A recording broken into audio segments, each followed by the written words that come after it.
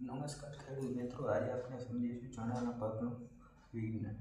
ચણાના પાકમાં શરૂઆતમાં છોડ ડૂબી જાય તેમ પિયત આપવું નહીં. આપણે ચણા ઉગાડી દીધા હોય 1 થી 2 પાણી, પછી આપણે છોડ ડૂબે તેમ પાણી આપવાનું નથી, એટલે 30 દિવસ પછી પાણી આપવાનું થાય છે. એમ છોડવાનો વિકાસ થઈ એના પાંદડા પલળવાનું જોઈએ, કારણ કે એમાં છાલ એનો ધોવાઈ જાય છે, એટલે એનો પછી વિકાસ અટકી જાય છે અને એમાં પોપટા પર સરખા બેસતા નથી. બીજું શું ધ્યાન રાખવાનું છે કે ચણાના પાકમાં ફૂલ અવસ્થાએ પિયત નથી આપવાનું. હવે તમે ફૂલ અવસ્થાએ પિયત આપશો તો શું થશે? એનું ફૂલ ખરશે, ઝાકળના લીધે પણ એનું ફૂલ ખરે છે. એટલે ફૂલ અવસ્થાએ પિયત નહીં આપવાનું, ફૂલ અવસ્થા પહેલાં પિયત આપવાનું. 1 થી 2 ફૂલ લાગ્યા હોય, આપણે એવું હોય કે હવે ફૂલ અવસ્થા આવશે, એના પહેલાં આપણે પિયત આપવાનું થશે.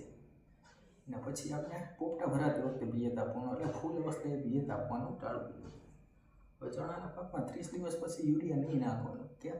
કારણ કે એમાં કઠોળનો પાક છે, એટલે રાઇઝોબિયમની ગાંઠું એમાં હોય, એટલે આપણે યુરિયા નાખીને ખોટો વિકાસ કરશું ને આપણે ફળ ફૂલ આપણે જોતા હોય એવા મળશે જ નહીં. એટલે પછી યુરિયા આપવું નહીં 30 દિવસ પછી. હવે ચણાના પાકમાં જીજી 5 નંબરની જે વેરાયટી છે, 3 નંબરથી અપડેટ કરેલી વેરાયટી છે, એમાં સુકારો પણ નથી આવતો. એ જાતમાં તમારે શું કહેવાય કે ઉત્પાદન પર 3 નંબર કરતાં વધુ આવે છે, એટલે 5 નંબર વાવવાનો આગ્રહ રાખવો જો તમારે પાણીની પૂરી સગવડતા હોય તો.